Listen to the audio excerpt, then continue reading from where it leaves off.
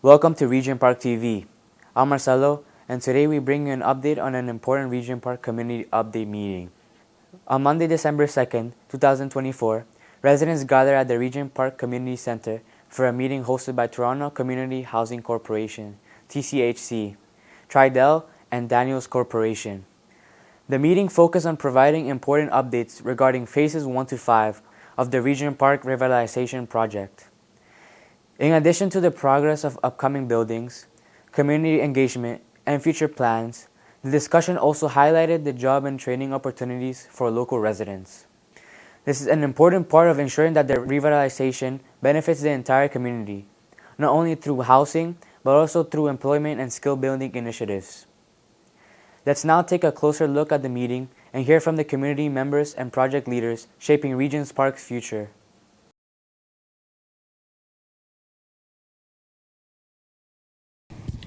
Thank you very much, Jesse. So before we started off with the land acknowledgement, and I was talking about Mentimeter, so I'd like to just call up Aisha, who's also a staff of Toronto Community Housing, who will walk us into take a moment or two to walk us through some quick steps to get logged into Mentimeter.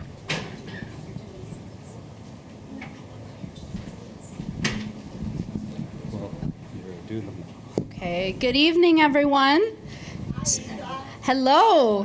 So my name is Aisha, and as Will said, I work with the revitalization engagement team, and we have decided to change it up with a new format for our question and answer so that you can submit your questions at any time and on any slide with the help of a community animator or on your own device. So that's a smartphone or a tablet, and you should have all received a handout that looks like this, with the information on how to participate in the interactive online Q&A, question and answer for short.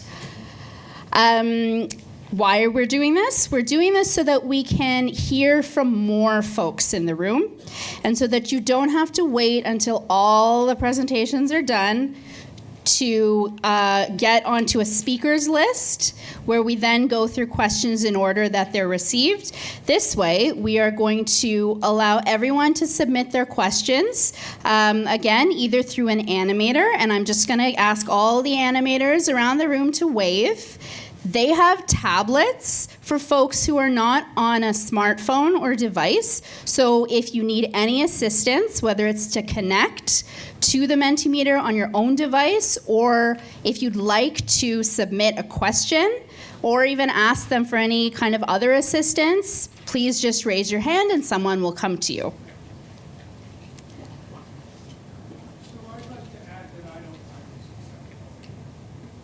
Okay, thank you for the feedback. This is the first time we're trying it out.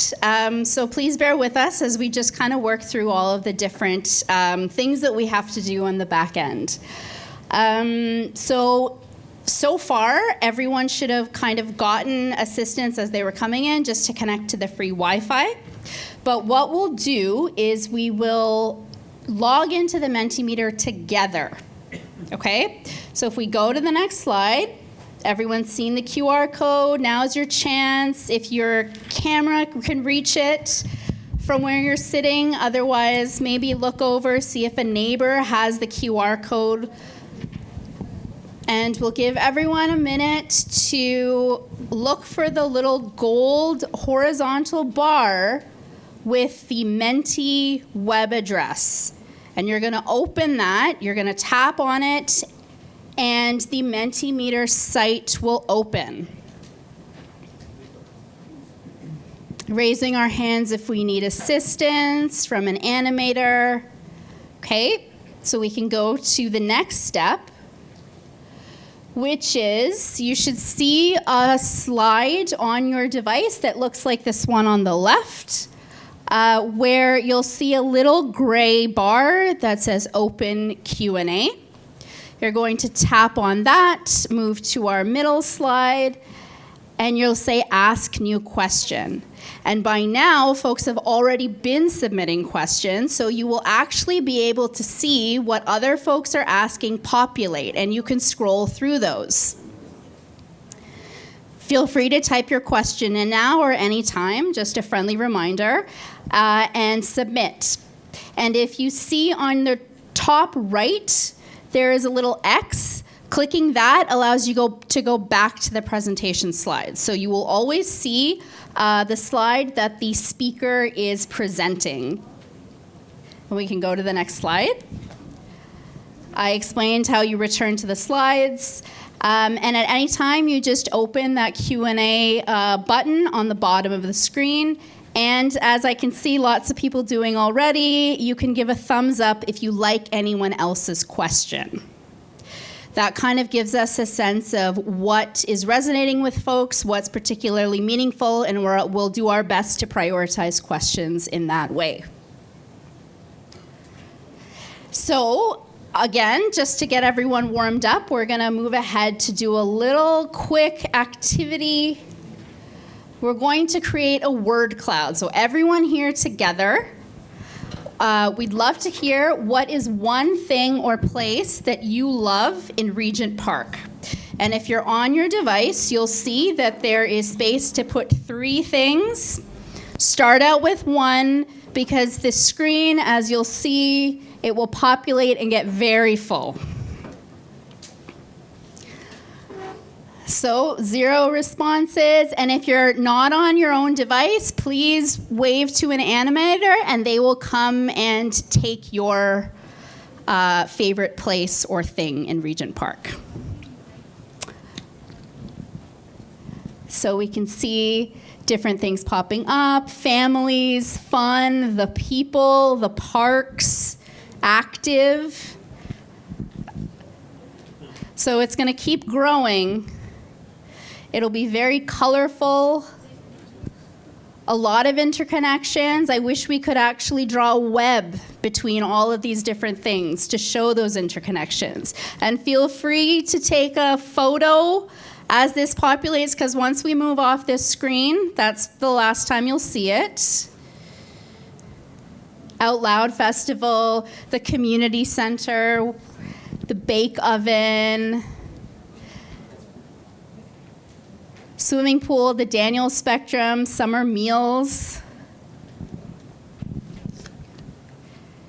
Okay, so, and then this is for folks who are not on their own device, just to show you the questions that have come in so far, and we will revisit this full list once the presentations conclude and we have our response period around 8 o'clock, where you'll get to hear from the speakers in the room.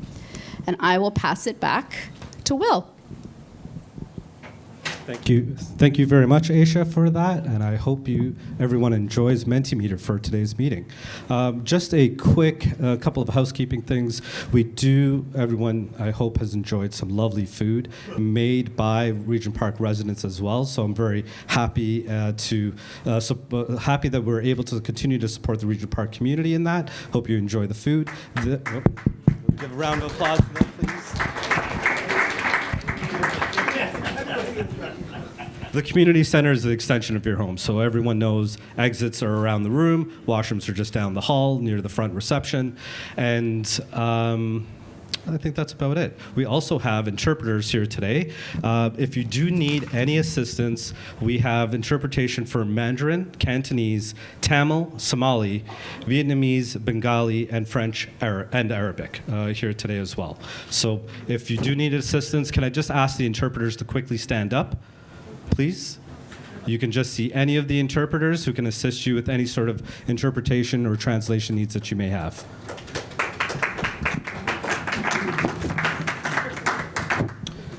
All right, so I have the pleasure of introducing Kristen Wong Tam, who's your Minister of Provincial Parliament, to the stage, please. Round of applause for Kristen. Thank you very much, Will. It's an absolute honor to be here with all of you today. I just want to say thank you to TCHC for bringing us together through this engagement process. And also, I marvel at the technology that they're deploying to make sure that our community stays connected, but also giving us opportunities to speak to each other in different ways. So thank you for investing in the technology. Thank you for bringing it forward. And thank you, of course, for bringing together this engagement, this evening of engagement. And of course, that's really what it's about, isn't it, in Regent Park?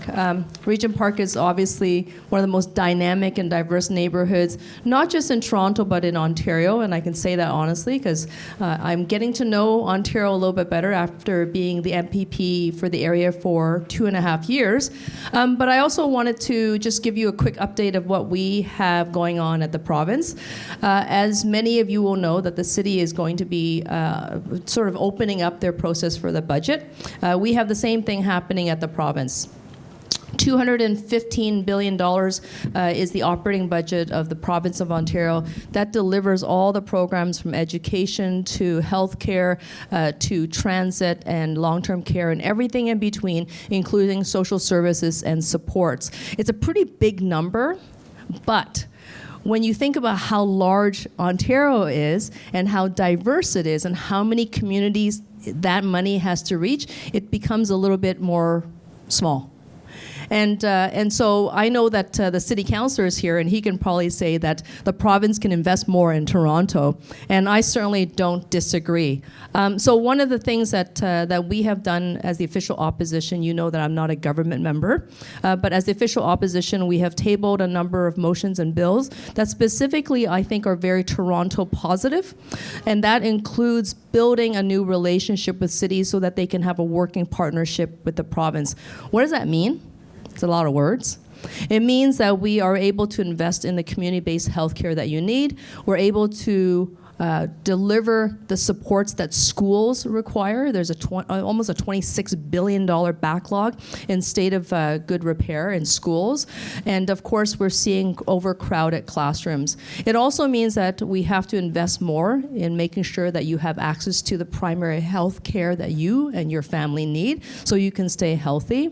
And right now we have over 2.4 million Ontarians today that don't have access to a primary doctor. So you may have an ailment, but you don't have a relationship with someone who knows your health profile, your history, that you can go in and have a regular conversation with without having to explain yourself all over.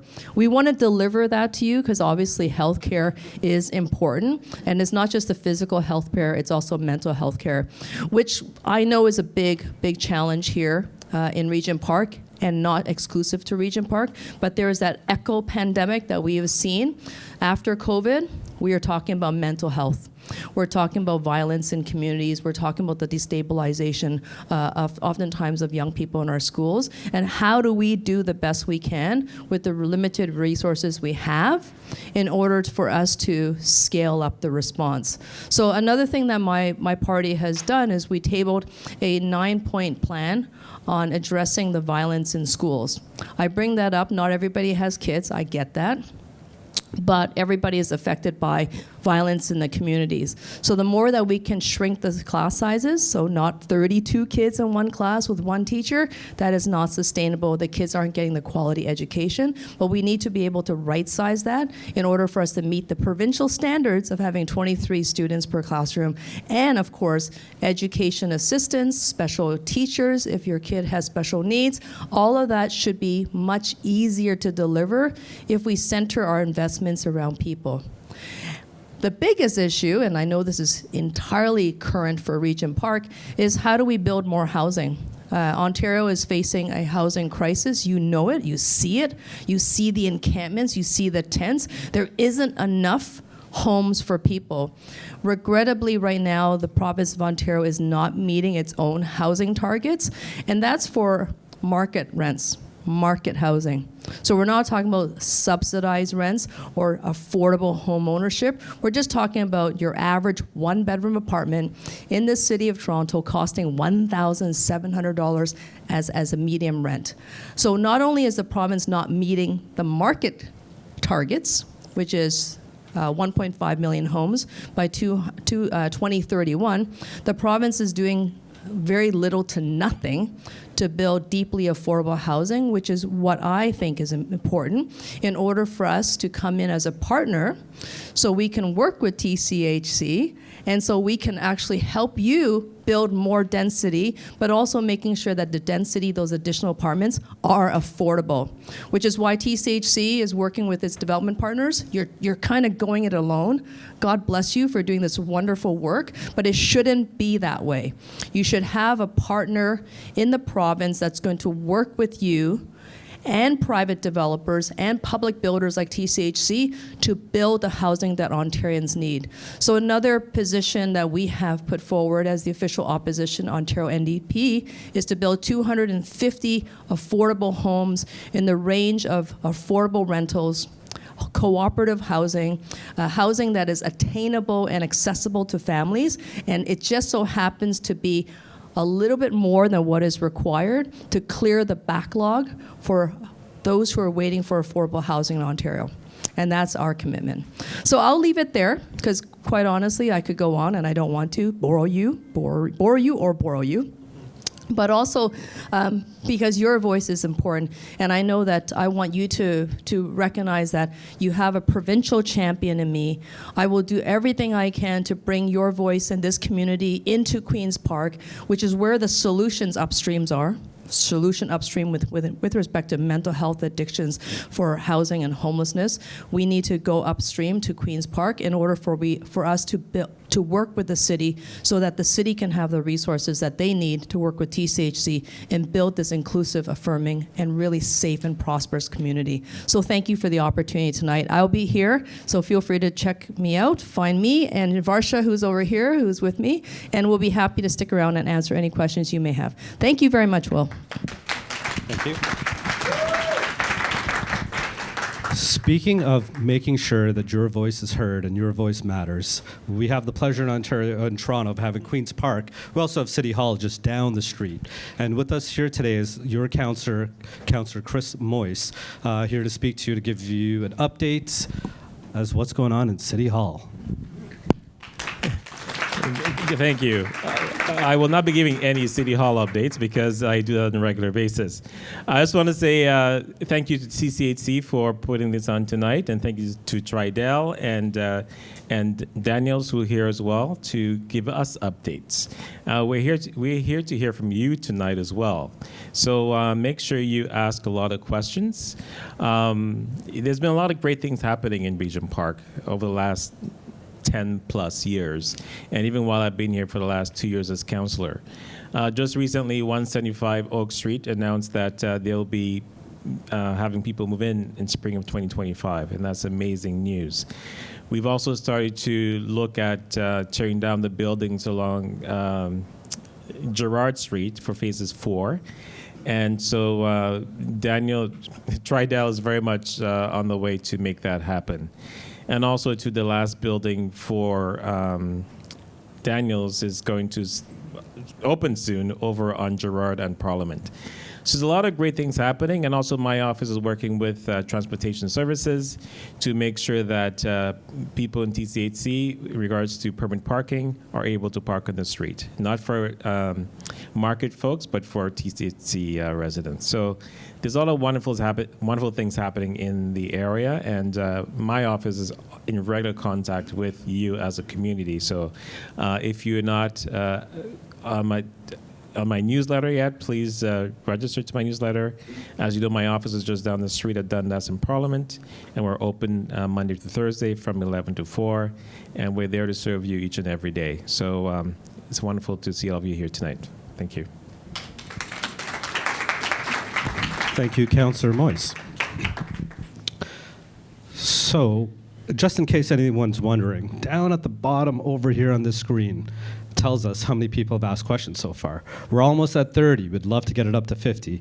Not that it's a competition, but we have lovely people over here that want to share responses to your questions. So please continue to ask them as the meeting goes on. Today we have Toronto Community Housing here as well, joined by Daniels Corporation as well as Tridel. And I'm going to introduce to the stage the team from Daniels, which includes Sarah Miller, Allison Platt, and Heela Markhail. If you'd like to come up, please.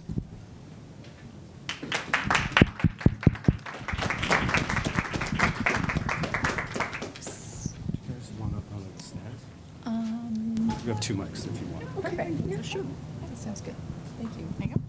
Go on this side so folks can see the screen. That's better. Okay, hello everyone. My name's Allison Platt. I'm Director of Development at Daniels, and with me is Heela, who's going to join just to answer a couple questions, or provide a bit of a presentation about Block 1. Block 1 is our final market housing project that Daniels is constructing. It's located at the southeast corner of Gerrard and Parliament. And we are currently under construction with occupancies planned for later next year. We're hoping for early fall of 2025. The building comprises a 10-story mid-rise that fronts along Gerrard, and there's a 25-story tower at the south end, and we've got 12 retail units that we're also constructing. With respect to the social infrastructure and community economic development piece, I'm just going to turn that over to Heela. This side, because apparently there's mic feedback there. So one of the things Daniels did at Daniels on Parliament, which is our last condominium in phase 3, is we were really committed to making sure that there were affordable home ownership opportunities available. So we invested $5 million of our own money to create a new affordable home ownership program very specific to residents of Regent Park, or former residents who had lived in the community prior to revitalization or relocated through revitalization. So when we last did this community update meeting last year, we had 10 individuals or families or couples come forward to purchase, and I'm happy to report that that number is now at 12. So the entire $5 million has been allocated, and these individuals are working on completing community service hours in the neighborhood that is part of this program. And next year, they'll all be moving into new homes at Daniels on Parliament and continuing to be a Regent Park residents who have made the transition to home ownership. Yeah, definitely a good news story there. In addition, there are very cool elements at Daniels on Parliament that we are sourcing through social procurement that is working with local and emerging talent from the surrounding community and from the Regent Park community. Often these are artists, they're caterers, they are photographers, to make sure that money that we're spending in this development is going to be reinvested in the community, and so far through the construction sourcing process, that has resulted in $200,000 of investment back into the community through social procurement. And there'll be really cool features in the building, like artistic bike rings, benches, light poles, all made by local artists with connections to the community.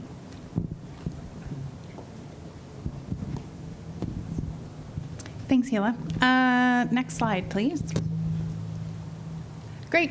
Hi, everyone. My name's Sarah. I'm the project lead for what we're calling Block 14, which is currently, you might see it as a, oh, can you hear me at the back? Okay, thank you. Again, my name's Sarah. I'm the project lead for Block 14. This is actually our very last site in phase 1 of Regent Park. You'd see it right now as the presentation center site at the corner of Dundas and Regent Street. But we're really excited to be bringing a project forward on the property with our partners at TCH. Over the next couple of years. Our plan right now is to move towards a rezoning application in 2025 and then see through that rezoning and site plan through the bulk of next year. with the view to starting construction on that site in, I'd say, early 2027, and see occupancies a few years after that. The really great thing about this project is we're working hard to provide a truly integrated mixed income community on the property with both market condominium and dedicated affordable units. So one of the things that's been happening over the course of the last 6 months is we released a request for proposal to find an affordable housing partner. Happy to say the evaluation committee have narrowed down the selection process to 2 candidates, and are really hoping to move through the sort of final phases of that evaluation to communicate a preferred applicant before the holiday break. So I think those are the main updates for Block 14. I'll pass it back to Heela. Thank you. Okay, we're going to move on to our next slide. So I have the pleasure of announcing, I think, for the first time, a few new commercial and retail operations that will be moving into the neighborhood at our Due East development that is at Sumac and Dundas. That's the building that has Penguin Pickup and Popeyes. There we'll have a new fitness use coming to the neighborhood. It's a Pilates studio called Ultra Pilates, and that's a new studio by a first-time entrepreneur, and that will be starting fit up, which is the construction process inside the space in 2025. And that responds to something we've heard through the years in terms of residents identifying different commercial needs and opportunities. A few years ago when we did that study with our partners at TCHC, more health wellness opportunities were identified. So part of that in phase 3 was bringing an F45 studio, and Ultra Pilates will be the latest addition. The other thing we always hear about is having food businesses that reflect the diversity of this community. So we have 2 new food uses that will be moving into the Artworks development. That's right beside Due East. That's at Tubman and Dundas Street, and moving into Due East. That building already has a Tim Hortons and a dental office. Moving into Due East will be Tahini's, which is a halal restaurant. They do shawarmas and bowls. If anyone's ever tried their big party platters, those are also quite good. And then we'll also have a Sushi 96 coming to the community as well. So another sushi offering to sort of complement the wide array of amazing food available in Regent Park, both through retailers but through local residents as well. Those will all start fit up next year, and hopefully will be open at some point in the year, probably next summer and fall. Next slide, please. Okay. Community investments. As we all know, a large part of the revitalization for all of us is making sure that while we're all building buildings, that we're really leveraging all of that as a platform for reinvesting in the community. And so I'd like to highlight just a few ways that we've done that in phase 3 specifically. This doesn't go through the history of our last 18 years in the development, but really focused on the last 4 to 5 years, where we've supported over 30 local organizations with direct investments of $1.4 million.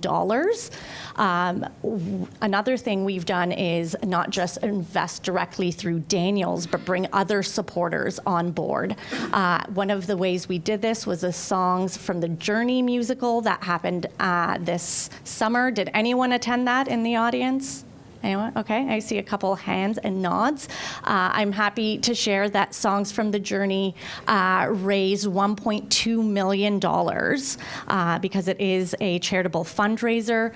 And the companies that actually donate to Songs of the Journey are, for example, the concrete company, the drywall company, the insurance company, the banks that do the financing, the lawyers that we work with that do all the construction agreements. So companies that have worked in Regent Park and really feel a responsibility to also invest in the community. What that means is that the net proceeds from the songs from the journey, 80% of those will be invested into Daniels Spectrum. And that'll do a few key things. Two of the sort of main high priority things it will do is it will keep rents sustainable for the tenant organizations in Daniels Spectrum, so it will prevent the rents for coming up for at least 2 years. It'll also replenish the Community Access Fund for 2 years. That's the fund that organizations and groups can apply to for subsidies to access Ada Slate Hall. And then the third thing it'll do is continue to support programming in the community living room, which is available free of charge to groups from the local community. Thank you.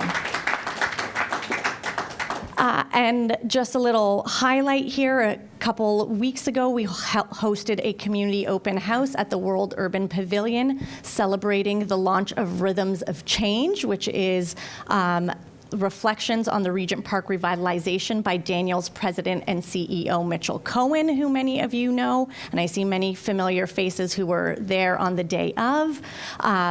$10 from every sale of Mitchell's book will be going to support the Children's Book Bank in Regent Park, which is located at Daniels Spectrum.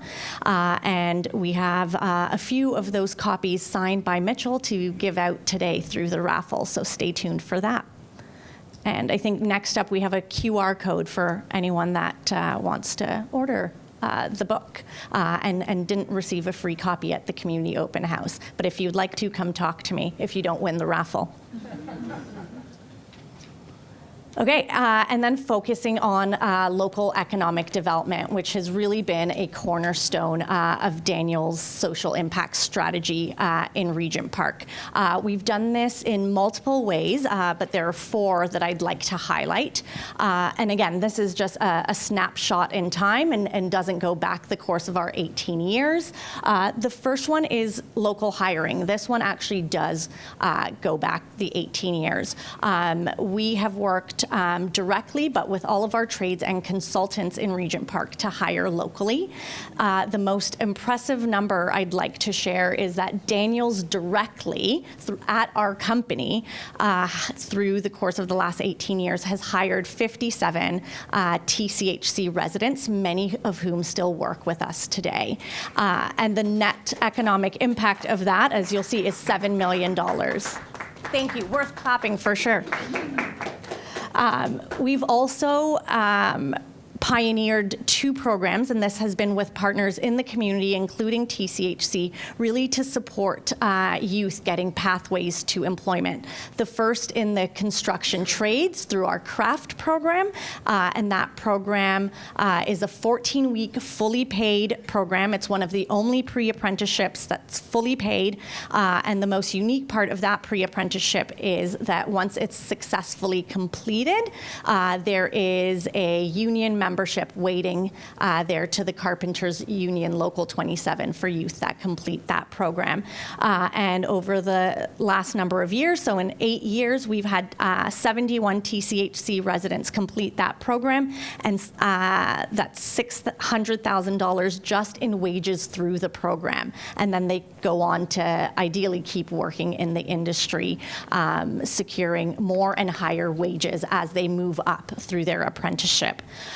The other one is the Moving Towards Opportunity program aimed at young people in high school, grades 11 and 12, to get experience in the corporate sector working with Daniels architects, engineers, banks, law firms, pension funds, and we've had 188 youth participate in MTO with over 600,000 created in summer jobs through that program as well. And a little shout out to MTO. If you have a young person in your life in grades 11 or 12, please encourage them to reach out. I think it's on the next slide, maybe not.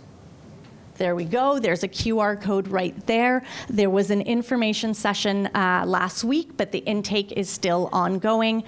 So I encourage you to scan that QR code, send it to keen young people, because this is a great program that includes training and a summer position, and the outcomes have been quite remarkable for some young people who didn't know what it meant to be a landscape architect and ended up changing their courses in grade 12 to pursue landscape architecture in university. That's one of my personal favorite stories. And lastly, just touching on a more social procurement, this is something that Daniels only started tracking in 2019, so we were way behind in doing this, given that we started working on the revitalization in 2006. But as we learned that it was really important not just to do social procurement, but to track the outcomes, we've been tracking, and we are hopefully vectoring towards a $1 million spend. We're currently at $700,000 just in the last 5 years. And a large part of that is local vendors, many of whom are in the room, and you see Gail from Zero Bar highlighted right there. And that includes 40 suppliers and caterers and photographers and various contractors we've engaged with since, and we're always looking as well. So please feel free to come see me. You'll see my colleague Fatima Saya in the neighborhood as we keep building in phase 3, and with TCHC on M1, we'll continue to prioritize social procurement. And like we've stated in the past, as sort of our formal development wraps up, we'll continue to be engaged in the community with the relationships that we've built, and as owners of the commercials in the market buildings, either directly or with TCHC.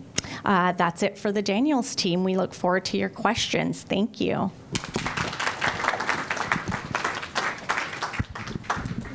Thank you. Thank you, Allison, Sarah, and Heela, for that wonderful update. And thank you for touching upon the Block 14 presentations, the presentation center, the sales center lands, because I know a lot of people are wondering what's going on with that. That was part of phase 1, which has been a while since it started, so I'm glad you included that as an update.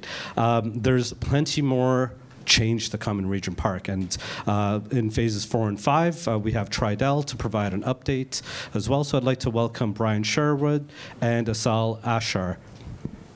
You want 2 mics? Hi, and okay. Yeah, okay. Good evening, everyone. Thank you all for coming out. My name is Brian. I work for Tridel. I'm really just here for the likes. So if you can give me some thumbs up, it will really encourage me to get through this as quickly as possible. I actually want to thank the Daniels team. Whenever we come to these presentations, we're always encouraged to see all the amazing things that Daniels has done and is doing in the community. And it inspires us to continue with this city building legacy that is Regent Park. I'm hoping my job today is really just to talk you through what's coming and what's happening, and the progress that we've made so far. As you can see on the screen, the section that we're responsible for is highlighted in yellow, and I guess that's like an orangey red. And we've been moving forward throughout the last couple of months with preparing the phase 4 for revitalization and construction. I'm going to ask to go to the next slide. The first thing we're going to implement as a part of this redevelopment for phases 4 is the introduction of roads. So we're proposing the introduction of a new street, Street G, which will hopefully be named by this community, as well as Sackville. And Sackville is an existing street, but what you may not know is that when it runs through Regent Park, it's not a municipal street. It's not owned by the city, and we're going to be creating services and providing sidewalks so that it reads like the north of Gerrard and south of Oak.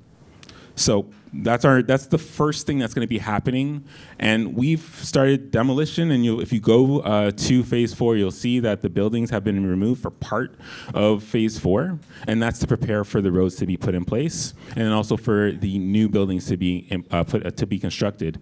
TCHC is going to talk a little bit more about building 4A, which is the building just north of Fred Victor, and I'm going to talk a little bit about the 2 buildings that we're proposing that's in between the new Public Street G, to be named, and Sackville, which is existing. Next slide, please. The other thing that we're working on right now is a plan for a presentation center.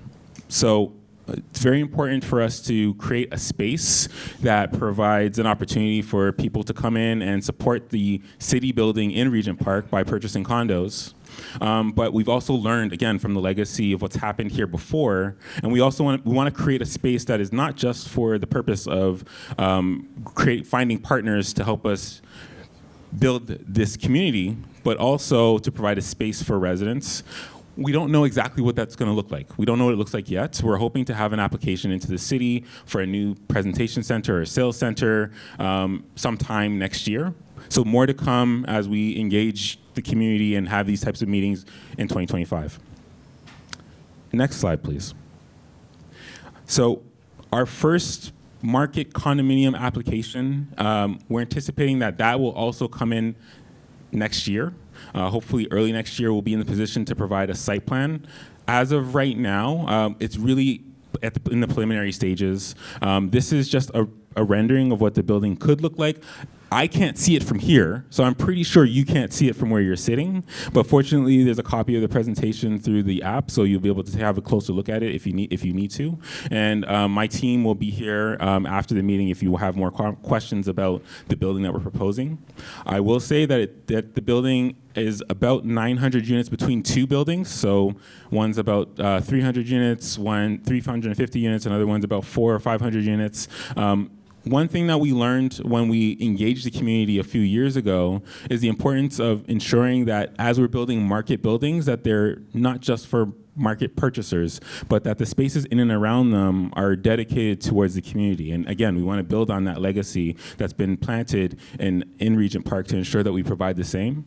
So what's key in the proposals, based on the community feedback that we received, is that it's going to have access between the 2 buildings that will be open to community to use. We heard very loud and clear during the engagement process that it was very important for us to provide multi-generational outdoor space. It's important to have space for young people and children to play outside, but what we heard very strongly is that there's also a need and a desire for seniors to also have opportunities for outdoor exercise, and that's going to be incorporated as a part of our plan. We're also providing spaces for pets, so it's a pet-friendly outdoors landscape spaces. And again, we're intending to provide a submission in the early stages of 2025 and hope to come back to the community with what that would look like exactly. Next slide, please. So with that, I want to turn it over to Asal, who's going to talk about some of the most important work we've been doing in community, and that's in engaging everyone here and providing opportunities for folks who live in the community. So that, because we've learned that it's not just about building glass and concrete, but providing spaces and opportunities for the people who are here already. So with that, turn it over. Thanks, Brian. Hi, everyone. My name is Asal.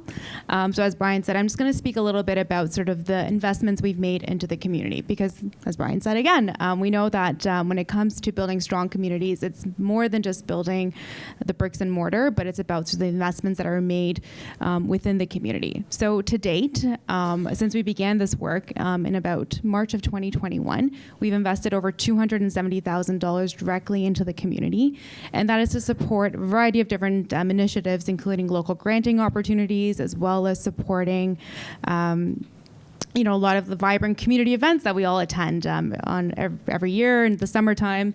In addition to that, we know that it's important to also create opportunities for everyone, and we have been working really hard to create greater access to education. So through the Toronto Community Housing's investing in our diversity scholarship program, as well as through the Bold Foundation, we have provided 12 scholarships to date to residents from this community.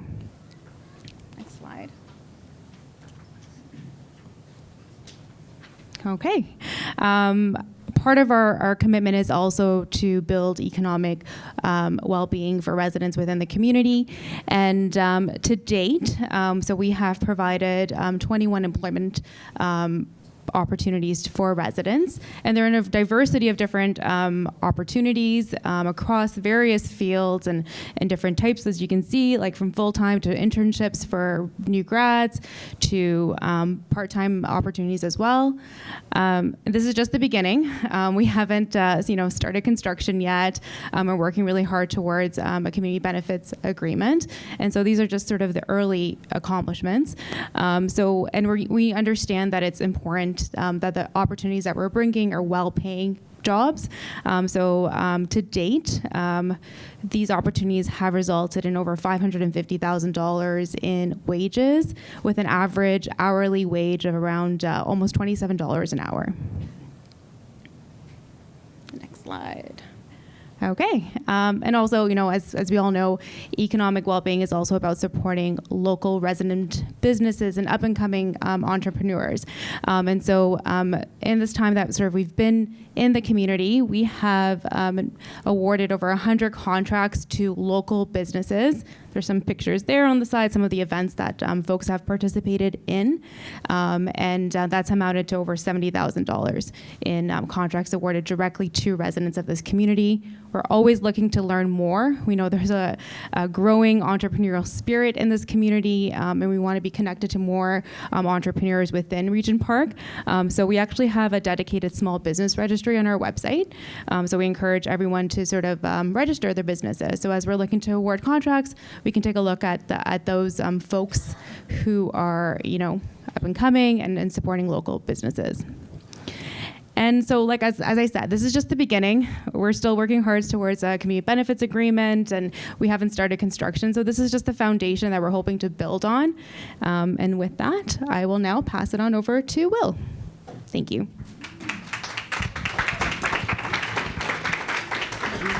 Thank you, Asal and Brian. Next up, we have some of our key members from the Phases 4 and 5 project team from TCHC, led by Peter Zimmerman and Peter Clues. Okay. Actually, Peter Zimmerman's going to come up first. Only Peter Z and Peter C, okay? Here you go, Peter. Thanks, Will. It's great to see everyone. Lots of familiar faces. I think the last time we were here all together was in February of this year, and we were just starting on the demolition of all of the buildings to the west of Sackville. So 3 of the big residential buildings there, and then also the pool building. And so if you've walked by recently, I'm happy to report that we did it. All the buildings are down, and the site is cleared and getting ready for the next phase of construction, which we want to begin on early next year. So everything to the west of Sackville is down. The pool, a change room building, which is to the east of Sackville, is down. That's going to be the future location of the new presentation center that Brian was talking about, which will have some community facilities in there. So there'll be parts of that facility that will be open for the whole community. So let's go to the next slide. The other big piece of news is we are just completing what we call Block 16 North, which we now have a street address for, 175 Oak Street. We had an event there a week or so ago where we introduced the building to the media and to our supporters and our city councilor and our MPP. And we're really, I wish I could bring everybody in because we're really excited about this building. It is beautiful. The amenity spaces are beautiful. The suites are beautiful. There's lots of great green open spaces on the rooftops. And one of the exciting things that we've done there, which is going to be a part of all of our projects moving forward, is that we started to introduce affordable rental housing into the mix of rent-geared income replacement housing. So that's in addition to all of the rent-geared income housing that was at Regent Park at the beginning. We're starting to introduce net new affordable rental housing. And this is the first project where we've really pulled it off. It's going to be a much larger part of all of our projects moving forward. But there are 24 units, I'll talk about that in a minute.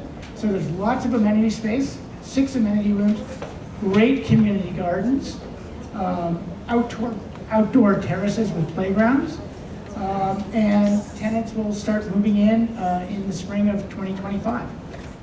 So if you have not, if you're living currently in phase 4 or 5, and you haven't talked to our relocation team, we're here today, talk to us.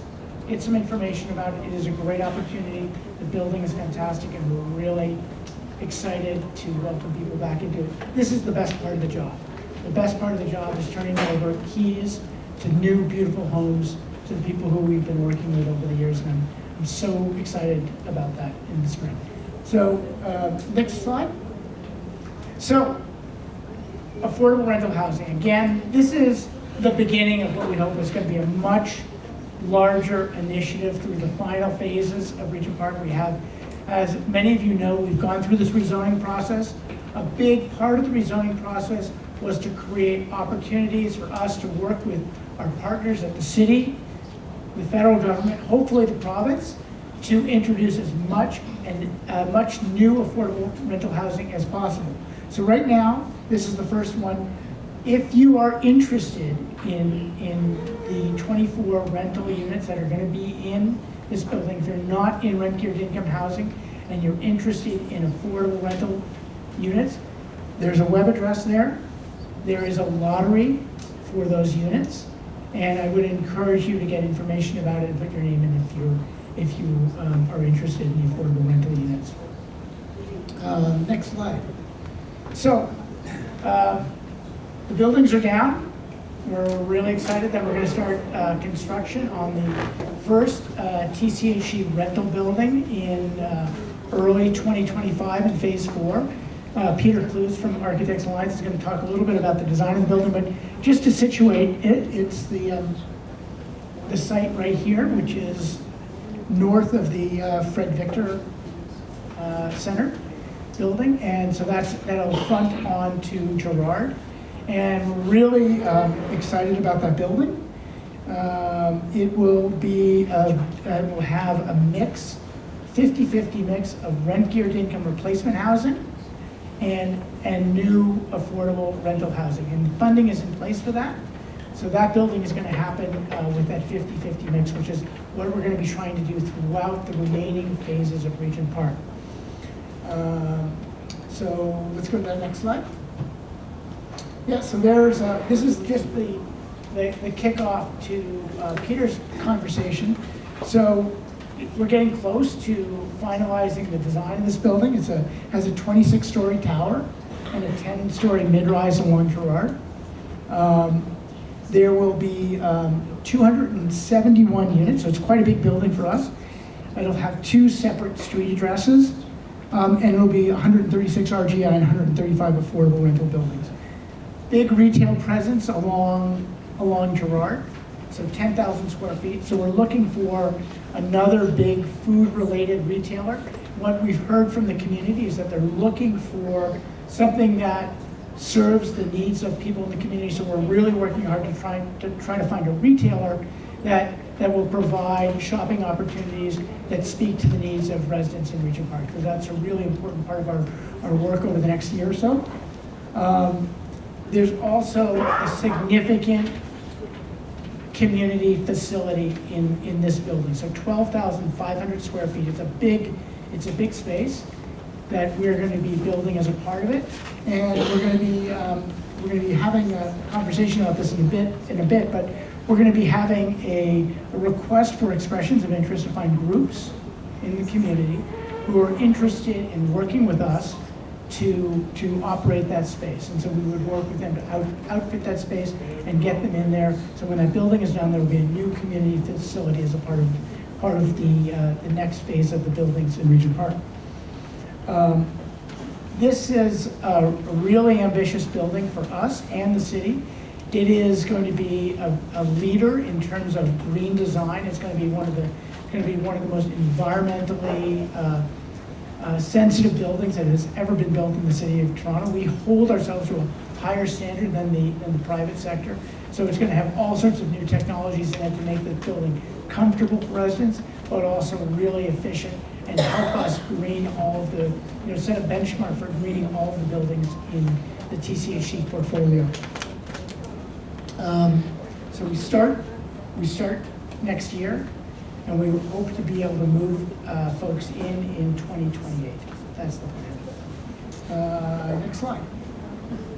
So what I'm going to do now is I'm going to invite Peter Clues, who is the principal at Architects Alliance, part of the partnership of architectural firms that have been working with us to design this really exciting building. And Peter will walk you through some of the details of this project. Peter?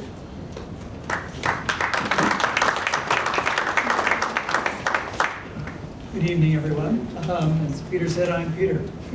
And we're working on this project with another, I own a company in Toronto, based in Toronto, an architectural firm.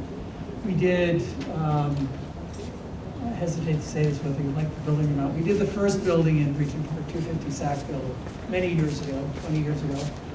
And we're very keen and excited that we've actually come back to this community to do another building. And we are partnering with a firm based in Copenhagen, a firm called Koba.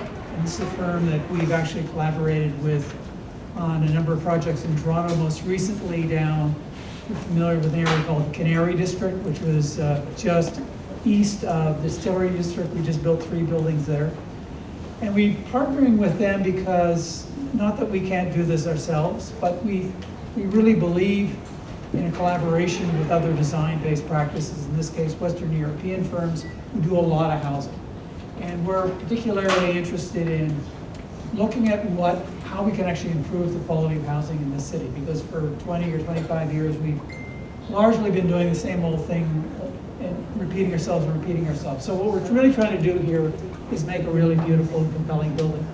What's on the screen here is the ground floor plan of the building. So it fronts onto Gerrard, and on the left-hand side is Dreamers Way. The right-hand side is Street G, and then on the south, the bottom end here is a new Muse Street, which will go all the way over to River Street. So this will be a pedestrian landscaped route. So there are 2 principal facilities or uses on the ground floor of the building. On the top of the screen, in sort of orangey red, is the new food store that Peter referred to, which is about 10,000 square feet.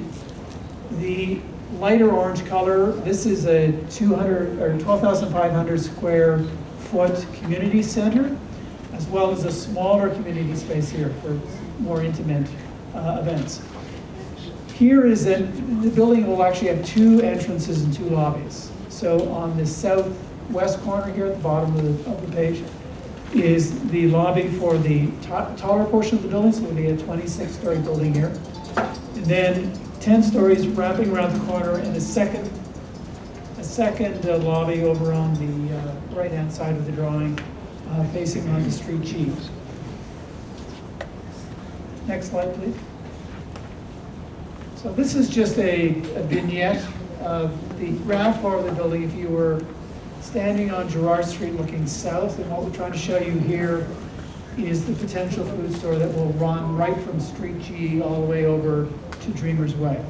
And what we're doing here is a brick building. We're trying to do something that really feels almost more rooted in the history of Toronto in terms of brick buildings as opposed to a lot of kind of colored metal buildings. We're really trying to go back to kind of the roots, the architectural roots of the city. Next slide, please. Now this is a view if you're on Dreamers Way. This is one of the 2 residential lobbies. So this goes into the 26-story building. And right beside that entry will be a 2-story high glass enclosed bike storage area so that the bikes are actually in full view, both from security, and we also think it's kind of an interesting, cool idea to really showcase the bikes. Again, this is more of a sort of Western European idea. Next slide, please. So these are 2 diagrams to attempt to describe the building. So both of these diagrams are as though you're on the south side of the building looking north. So this is Dreamers Way, Gerrard is behind, and this is Street G over here. So in this diagram, what we're trying to show is just, as I said, the basic organization of the building. So a 26-story building, and then a 10-story building wraps around and includes a courtyard with the 1-story, 12,000 square foot community space on the ground floor, and then on top of that will be a landscape roof deck. And then on the roof of the 10-story building, there'll be another landscaped area, which I'll get to in a moment, as well as on the roof of this building here. On the south side of the tower, what we're proposing these are generally in this tower, we have some 2-story units. So generally there's a corridor every second floor, the balance of the building is a corridor on every floor. So we're really trying to kind of mix up fully accessible units with those that feel more house-like. And so on this side of the building, we're proposing outdoor gardens every second floor so that the residents of each of those floors can actually have their own sort of semi-private, so to speak, space related to their floor. So they meet their neighbors and so forth. They can actually come out into this area. This building will have a similar amenity on the east side of the building facing Street G. Next slide, please. So this is just a very quick shot. If you were standing on that, what we call the Muse Street, so to your back would be Street G, and you're looking towards Dreamers Way. So you're looking west.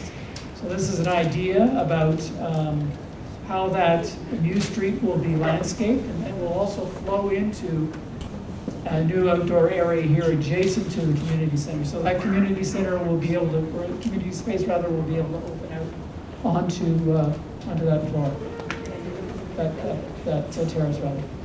And then this is the opposite view. If you have your back to Dreamers Way and you're looking eastward, this is the view you can see along that Muse Street.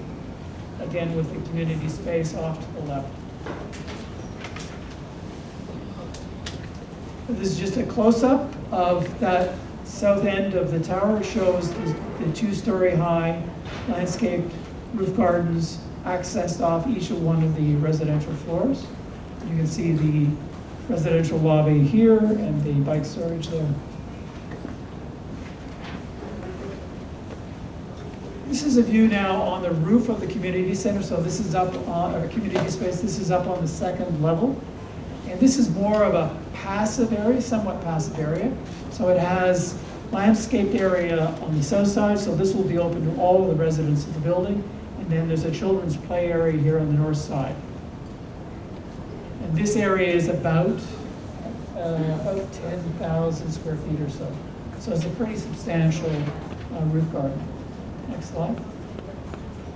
Then when you come up to the roof of the 10-story section, which runs here and then runs along Gerrard, on the southern end, we have what is called an urban farm. So this will be community gardening for the residents of the building. They can grow their own food on this floor.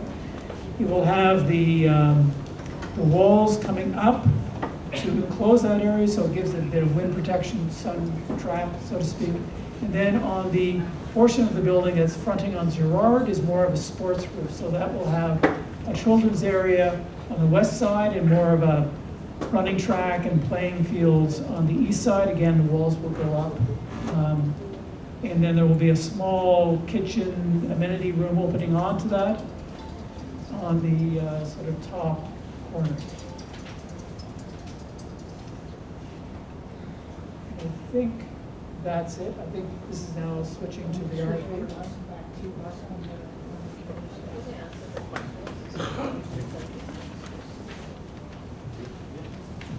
Thank you very much, Peter. I'd like to hand over to Raphael.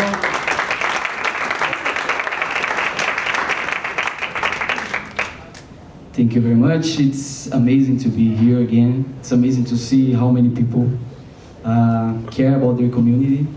This is just shows how powerful this community is and how much you deserve every single thing, every single good thing that we are aiming to provide. TCHC, the partners, I've been in many meetings with them and I see how much love they put into the work for us.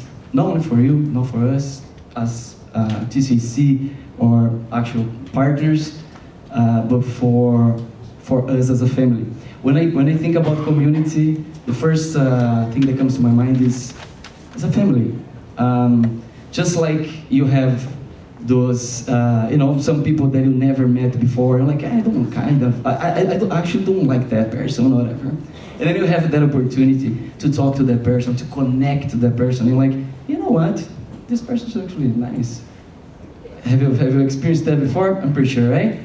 And that's why we do this type of meetings, to connect. More than providing updates, it's to look in your eyes, to give you the opportunity for you to speak, to give the opportunity for you to raise your questions and concerns, and to give the opportunity for us to show how much we care about your community as well, okay? I'm gonna talk about a few updates, a few highlights that we had this year and upcoming things that we're gonna have in 2025. So very first thing, you already saw this slide, is pretty much regarding a new process that we're gonna have for, it's actually a request for proposal for the community space at Building 4A. We received so many inquiries from community groups, from agencies that they would like to have a space there. So I think the most fair way to approach this is having a process in place so everyone, whoever is interested, will have an opportunity. Next slide, please. All right, so this is what happened. A few highlights that happened in 2024. As you can see, Street G naming voting. Over 700 residents vote for 24 name submissions that happened at Summer Jam. Whoever was there, I don't know if anybody voted here, but we're excited to see what the name is gonna be. And we also welcome 19 new community animators. These amazing, handsome people here working tonight. They are very good. Yes, clap your hands for them because they are part of the community. They represent this community really well. Thank you very much. And we also had many community benefits conversations. Still an ongoing process that we getting closer to have more information for you on that. And many community events as well, like iftars, backpack and shoes giveaways, Summer Jam. There was we just did some art workshops in regards to the 175 Oak building that's going to be opening soon as well. Next slide, please. All right. So those are more amazing things that happened in 2024. We are able to support, to financially support the community through different events and initiatives in $26,600. And we also were able to support 15 plus events and initiatives from different groups, from agencies, from community groups, events and programs. So we were able to do that, and we're definitely going to keep going for 2025. There's a process that we're going to talk about in place for that as well. And also 72 TCHC tenants benefited from CD opportunities, including the scholarship that we launched this year in partnership with Tridel. That's going to be an ongoing program. We're going to have more information for you coming up soon. Next slide, please. All right. Scholarship program, let's talk a little bit about that. So we had 68 applications in this first cohort, which tells us how much the community needs it, how much this program is benefiting the community. 15 residents got awarded and to study in 6 different colleges and universities, which is great, but they need more. We need more. We need more money. And just a reminding that this money, how much is going to be allocated moving forward, is going to be decided through the community vote that's going to happen next year. And so please, we would like to ask you to be tuned for that and participate in voting. We're going to hear your voices. We're going to make sure the community has a say on this. So this is a very powerful program, a program that is definitely benefiting the whole community. Next slide, please. All right. Oh yeah, so this is a new process that we're gonna have for funding initiatives and programs.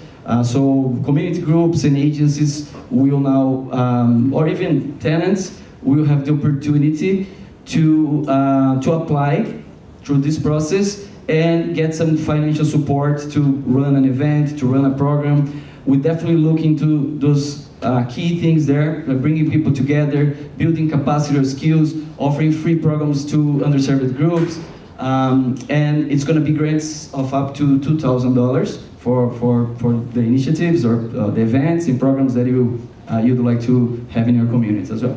So we're going to have more information, but please save these dates: January 20, 23rd, and 27. Those are the dates that we're probably going to have the info sessions. And we're going to have the info sessions on those dates, so be tuned for that. Obviously, there's going to be some more communication. You're going to see some posters in your buildings and through the newsletter as well. Okay, next slide, please. All right, so this is a new program. Let me take a look here because this is new to me.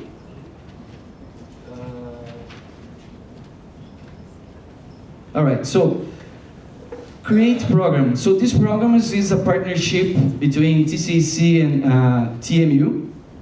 So pretty much TMU, Council Fire, Bolt Foundation, and Tridel have applied for federal funding to deliver an architect, engineering, and design training program for youth. As you see, those are the ages that this program is aimed for: 9 to 12 years old, 13 to 15, and 16 to 18 years old as well.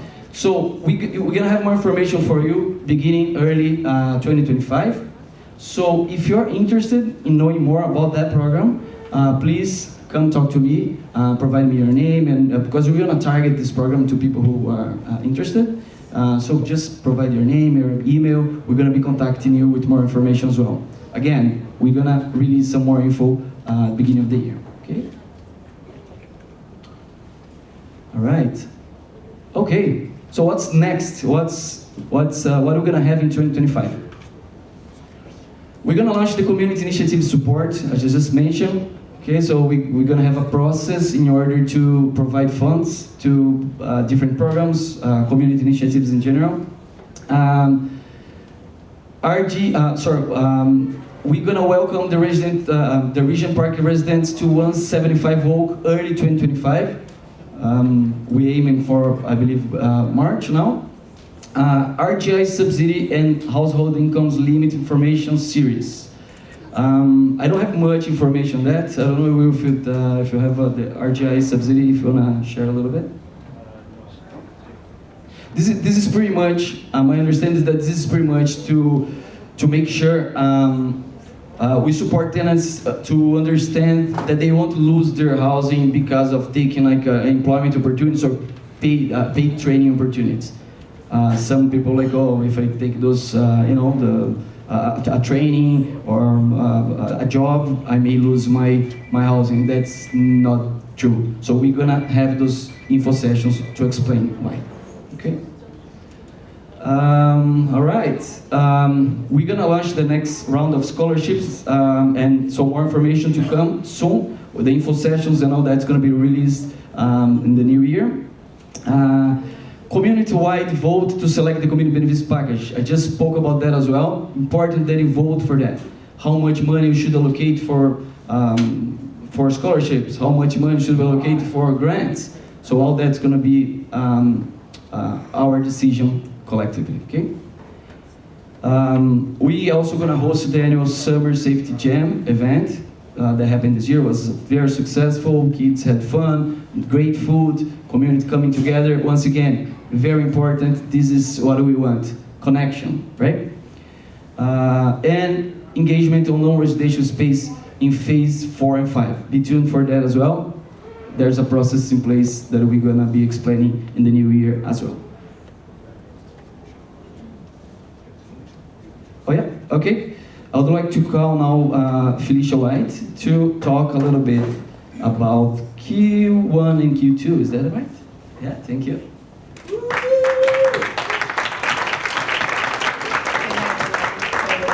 My name is Felicia White. I'm the Community Service Coordinator Engagement for Regent Park, and I'm just here to discuss briefly about the use of space and upcoming program for 2025 in Q1 and Q2. So as it relates to our use of space, there's 3 aspects. There's private bookings. So for example, if you wanted to book birthday parties, shower, bridal party, you would connect with a local hub office. That's the clerk that takes care of that.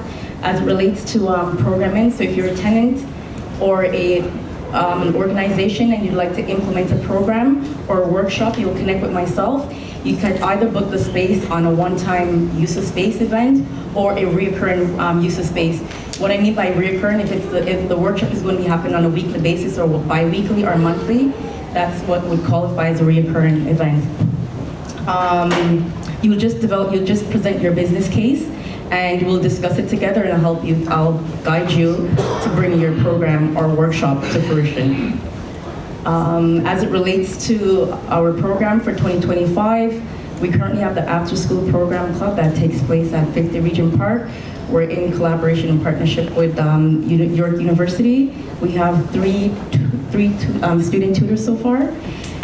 We have a financial literacy workshop that's come in Q1, income tax workshop, mental health workshop, and we currently, the food handlers certification course, we're having one in another community to wrap up this year, and youth program. So basically the focus for 2025 is in Q1 and Q2 is to basically have more engagement for the youth, job readiness, and also personal development and capacity building. If you have any question afterwards, I'll be at the back. You could ask me about use of space. With that, thank you all. As the presentation wrapped up, the focus shifted to the community's most pressing questions, submitted live via Mentimeter, the new virtual tool being used to enhance participation at these meetings. Residents sought clarity on the critical issues, including how TCHC is ensuring developers collaborate effectively, changes to the market condo plans for phases 4 and 5 since the original rezoning, the breakdown between affordable, social, and market units, and whether Regent Park will see opportunities for affordable home ownership. The responses to these questions highlighted the community's concerns and priorities as the revitalization of Regent Park continues to unfold.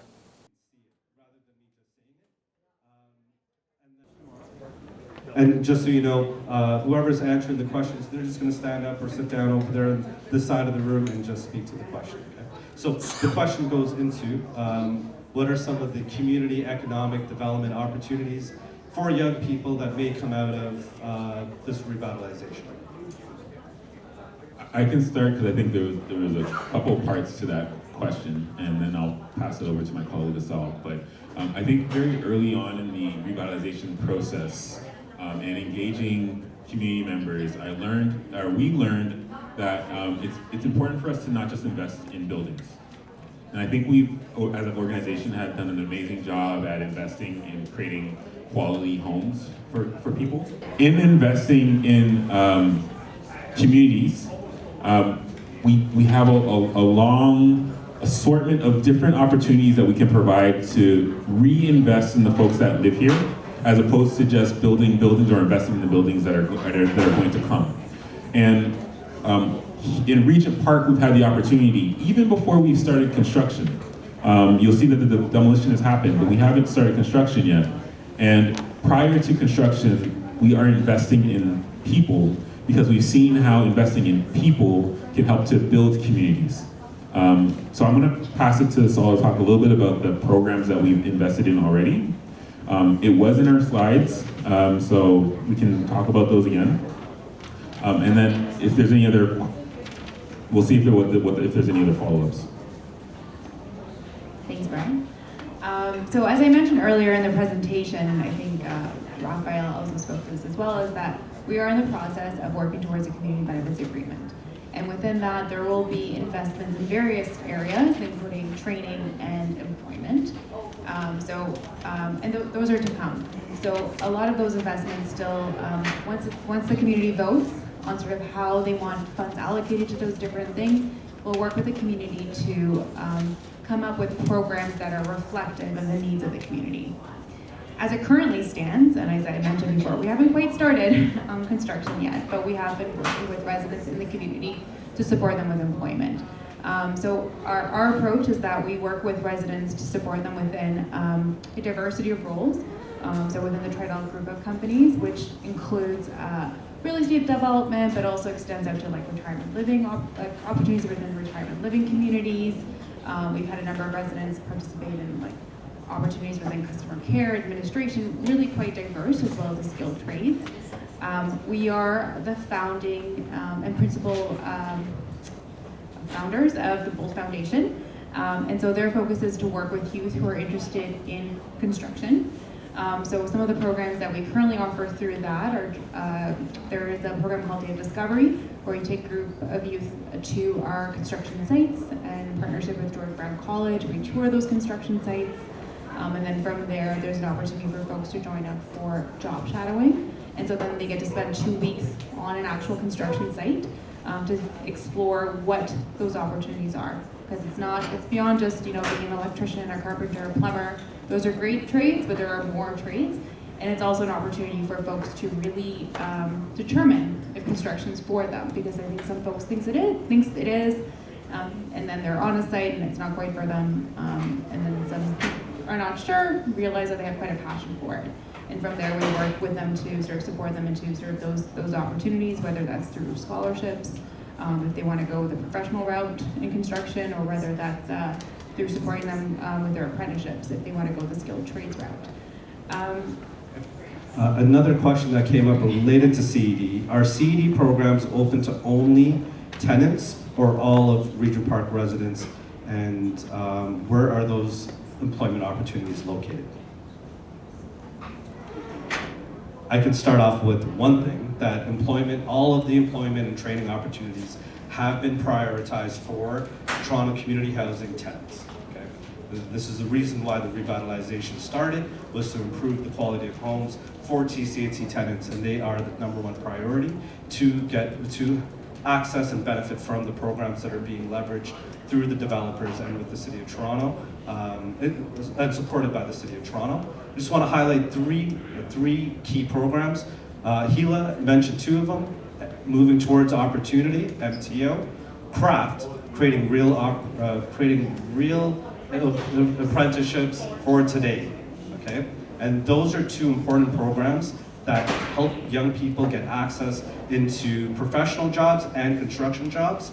And then with Tridel, it is a lot of opportunities that are currently available through TridelCommunityWorks.com, which, if you don't know, should know, and definitely speak with some of the Tridel members about that. I'm going to transition us to another question that came about, which relates to, there's a lot going on in Regent Park. This question is to Peter Zimmerman, and it is, how is TCHC ensuring that the developers are working together? Well, that's a great question. I mean, I think part of the answer is that they're here together in this room. They're part of this community unit. We're all working together on it.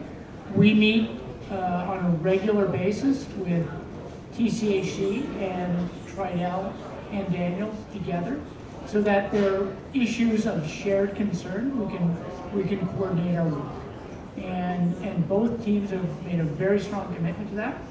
They're in it for the same reason that we're in it, is to make a better Regent Park, and they realize that we're going to get a better outcome if we're all working together as a team.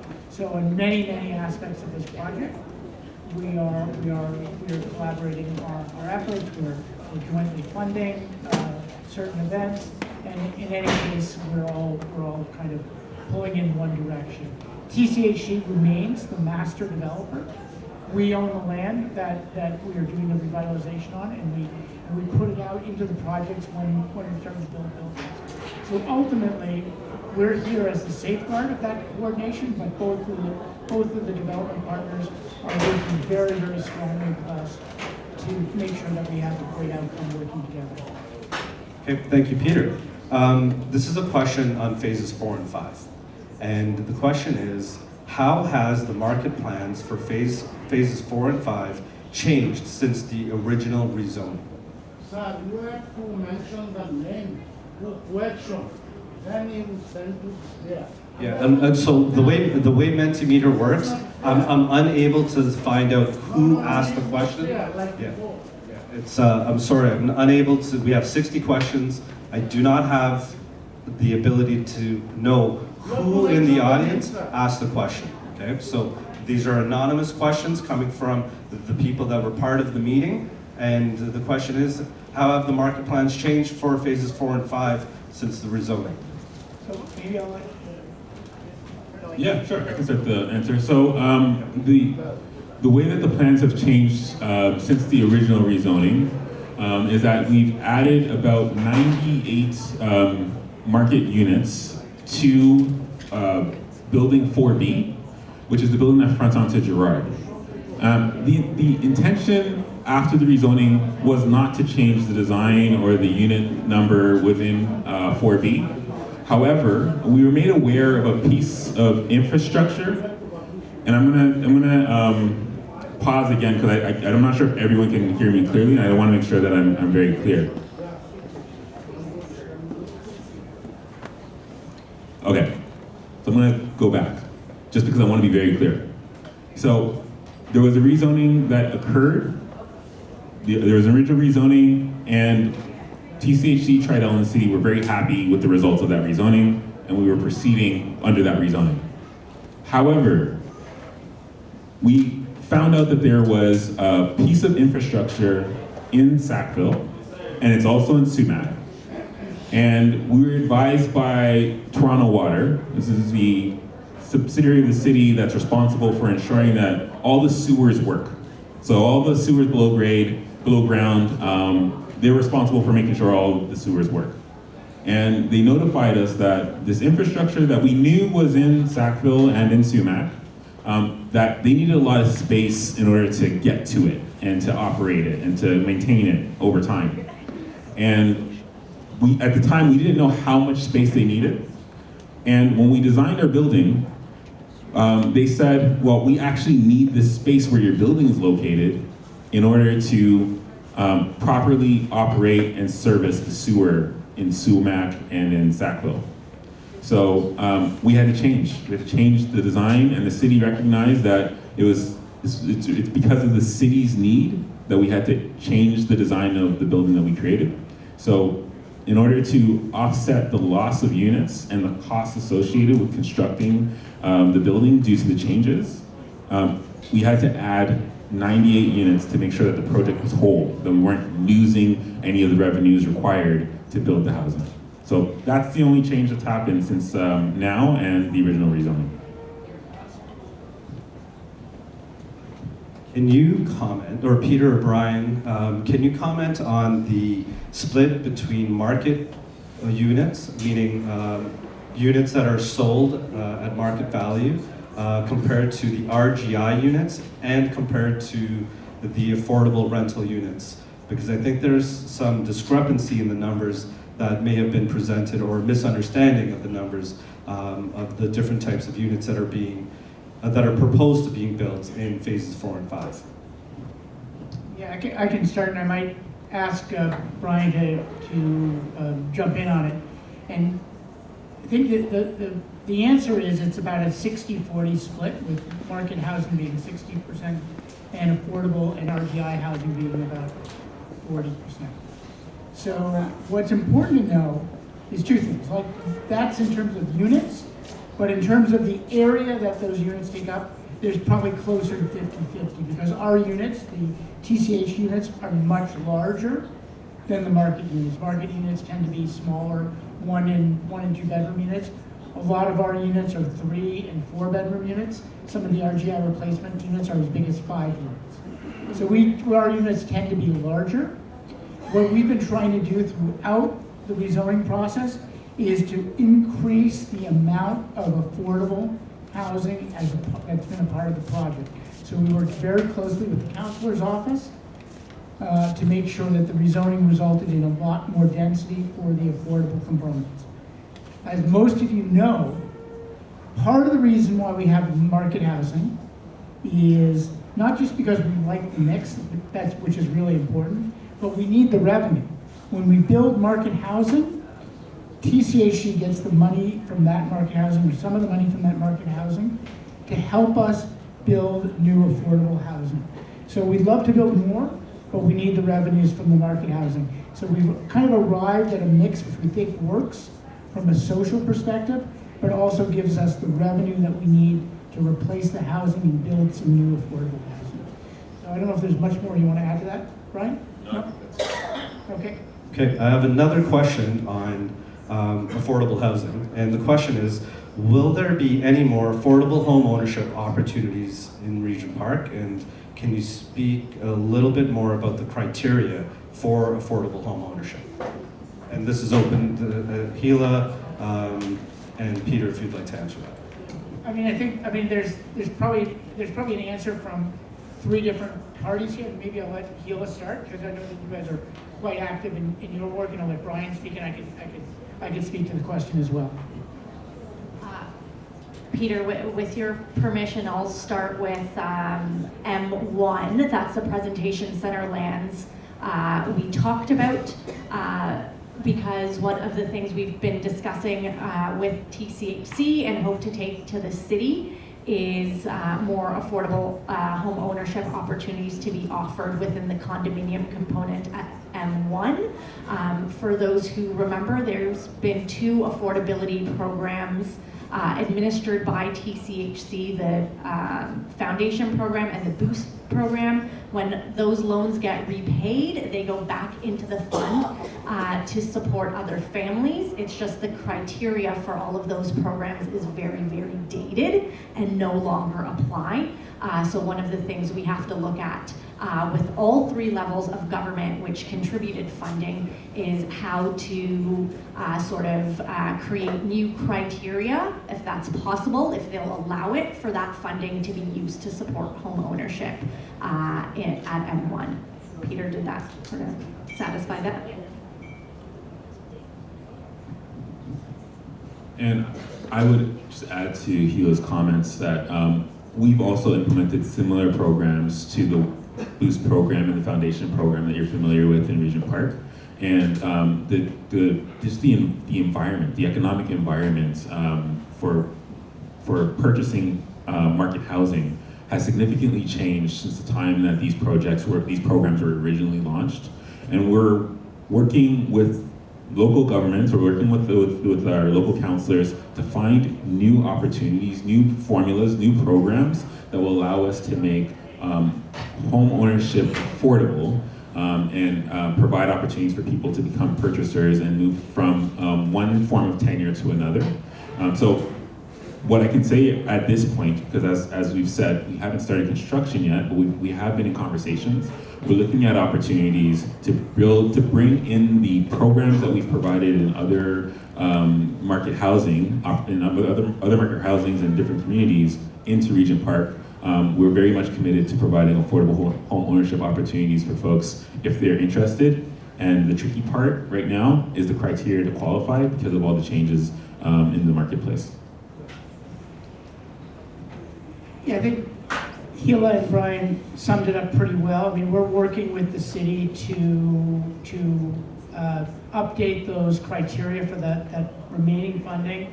we're actually trying to get the city to administer those funds, not have them be administered by TCHC, but we want to update those criteria for those funds so that remaining money in that pool can be used for new affordable homeownership opportunities in Regent Park. So that's something that we should be rolling out in the next year or so. There'll be more information about it as that policy gets updated. I have a follow-up question to that. There's some buzz going around that the city has $325 million to support developers to address affordability. Is TCHC working with the City of Toronto, and are the developers here in this room working with the City of Toronto to make sure that if that money is invested, it's invested in what people want or have been advocating for in Regent Park? So I don't know if any of our development partners have an answer to this. I don't. We have a very different kind of relationship with the city, and what we're working on with the city is how do we increase the supply of affordable rental housing as a part of all of our work. So the way that has worked with the city is that they give us certain benefits to help us increase the affordability. So for instance, we don't pay development charges associated with our project. So the fees that the city normally charges developers, we don't have to pay those fees when we build our buildings. We also get exemptions for property taxes. We also get a lot of capital dollars from the city. In addition to the money that we are able to generate through the revitalization, we do get capital dollars from the city. So the way that we increase the supply of affordable housing is working with our city partners, hopefully our provincial and federal partners, to decrease our costs through these property tax waivers, through the development charge waivers, and to bring some dollars to bear on the project. So city dollars are coming in, and that's giving us the opportunity to introduce this 50-50 RGI, affordable rental mix, of all the new TCHC housing that we're building in the final phases of Regent Park. Switching gears once again, I have a question. Actually, what I forgot to do in the beginning is, if anyone is a TCHC resident in the room and has any maintenance-related questions or tenancy-related questions, we do have some team members that specialize in that in the back of the room over there. David and Tiffany are here joining us throughout the meeting, and they've already met with a number of people to talk about their maintenance or tenancy-related questions. We had some questions that came up as part of the meeting, but we typically like to address those types of things one-on-one because sometimes they're very personal in nature, and we don't want to be talking about other people's business in a big community room like this. So, but the question that I will ask either Peter or Tridell is, are there any plans to maintain the original Regent Park buildings? Or any elements of the Regent Park buildings in the future construction? Yeah, so when we started working on the rezoning of phases 4 and 5, we wanted to look at whether or not we might be able to save some of the buildings in the original Regent Park buildings. And what we found was that it was really, really problematic. Like the buildings are in rough shape. The way that they're configured made it really almost impossible to reconfigure the interiors of those buildings to build modern suites. And they would interfere with our ability to increase the density in the development.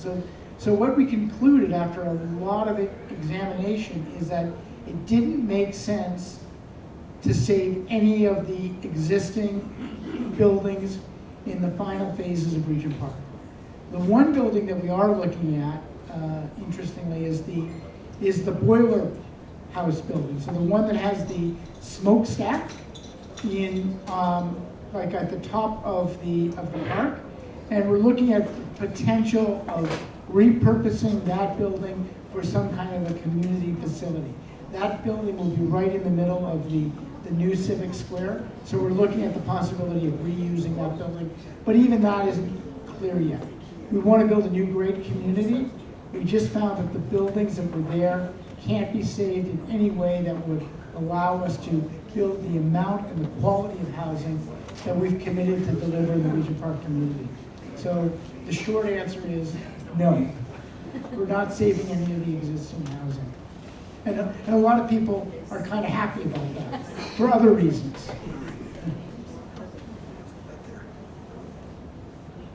So speaking of phases 4 and 5, there's a lot going to happen over there. There is a question, a very particular one, around how will the energy system be used to power phases 4 and 5? And for those who don't know, what is the energy system?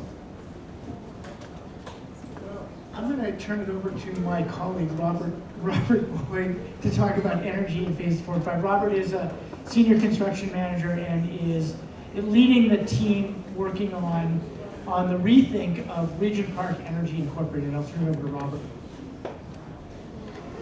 Hi, so for those of you who don't know, Regent Park is heated and cooled using a district energy system. So what that means is in the existing, the first building in Regent Park at 252 Sackville, there is in the bottom of that building a boiler plant that provides hot and cold water to all of the buildings, the new buildings in Regent Park. No, in the basement of the building. And at the top of the building, you can see where there's a big screen up there. There are some cooling towers up there that cool water, which then goes down and is pumped through a series of pipes that are in the ground, and it pumps all that cold water to the newer buildings. It's a bit like what happened originally in the original Regent Park. The boiler house that Peter just mentioned that we would like to try to save it makes steam that is then pushed to the older buildings that remain in phases 4 and 5. They're still being heated that way. So for phases, in the new phases 4 and 5, we have to build a new plant because the existing plant isn't going to have enough capacity to heat and cool all of the buildings. So the other thing about that is that the City of Toronto is requiring TCHC to decarbonize our buildings. And not just, by the way, in Regent Park, but across all of the buildings owned by Regent Park. By TCHC. So what that means is this new plant is going to employ a new technology. We're not sure which one yet. We're studying that. But whatever the technology is, it will burn zero carbon and will provide heating and cooling to all of Regent Park, so that Regent Park will be almost not quite 100% carbon neutral, but mostly carbon neutral, maybe 90% or so. And it will be, again, that plant will push hot and cold water to all of the buildings in Regent Park. Okay, thank you very much, Robert. The last round of questions will focus on phases 4 and 5. The question is, what are the opportunities for community consultation for phase 4 and 5 designs? I think that might go to Tridell and or Peter Zimmerman. I'm getting too many questions, but I'll do my best on this one. So part of what we've done to date is we've embarked on this major rezoning exercise in the final phases of Regent Park. Many of you were a part of that. Many of you were part of the numerous engagement exercises that we've had. We've heard a lot. I think we had something like over 2,500 points of contact with residents throughout the rezoning. And we heard a lot about things that people were interested in around community facilities, around opportunities for community gardens, about the types of amenities they wanted in their buildings. So in a sense, the engagement for the rezoning has already informed the design of the buildings that we're building. The next phase of the engagement around the design of the buildings is going to be around this 4A building that we were looking at here earlier today. And that's going to be around this big new community facility. And that is going to be part of our commitment to have a request for expressions of interest, which will be the next phase of our work with the community to determine the best use for that space. So that's going to be the next one. And then beyond that, we have this new set of buildings in this new civic square. I think there were some questions about the library as well. So anyway, that's the new community space that we put up on the screen. And so there will be an engagement around that. And there will be some further conversations around the design of that park-like space that's in front of it in the next year or so that we can confirm what we heard from the community around the design of that space. So the next big thing is going to be this new square, which is approximately where the boiler plant is located, and it's also going to be where this new Toronto Public Library is going to be located. And it's also where we're going to have community-based retail, so micro retail, micro enterprise, and so that will be another opportunity for engagement around the community and what that square is going to look like. And we're going to be starting to roll that out in 2025. Peter, you mentioned the Toronto Public Library. When is that coming to Regent Park? Well, that's a good question, Will. No, so this is one of the great things that came out of the rezoning, is that we've made space for a new Toronto Public Library. Many of you know this. They've been looking for a new home. They have their existing branch right now on Gerrard, and we've located a big central spot for them on Gerrard at the top of the new Civic Square. And so as we roll out the next phase of buildings, which we're going to start working on the design of in 2025, that design process will involve the Toronto Public Libraries. So they'll be involved in our team and the selection of the architects. And out of that process, we will design a new public library that will get built as a part of the next phase of construction, which we're hoping to begin in late 2026. So probably about a 2-year period after that, that's when we'll have the new library. And so that is going to be our last question for the Q&A. We still have the room until about a little bit after 9 o'clock. So what I'm going to ask everyone is, I'm sure you have more questions, and we have a lot of staff here. If you're staff, if you can kindly raise your hands. Oh, there is a lot of us. Oh, and developers too, okay. So we're here, okay. We would love to continue this dialogue in smaller groups, so you can have a little bit more of a detailed conversation on the things that are important to you. Feel free to kind of come to us, we'll come to you, we're gonna be here, okay. We'd like to continue this dialogue. Thank you to everyone who asked the question, everyone who responded to a question. We touched on housing, affordability, employment, community benefits, what's happening in terms of designs, and we had a lovely presentation before the Q&A to talk about the many things that are upcoming in Regent Park. So this presentation will be made available via email, but it's going to be on our website as well. And if you've given us your email address, we will be emailing you a link to the website where you can find the details and any sort of comments or materials post-meeting. Okay? Thank you very much. I hope everyone enjoyed a wonderful evening. And thank you. Thank you. Don't forget to like, comment, share, and subscribe to our YouTube channel. And please follow our social media platforms. And for more information, please visit our website.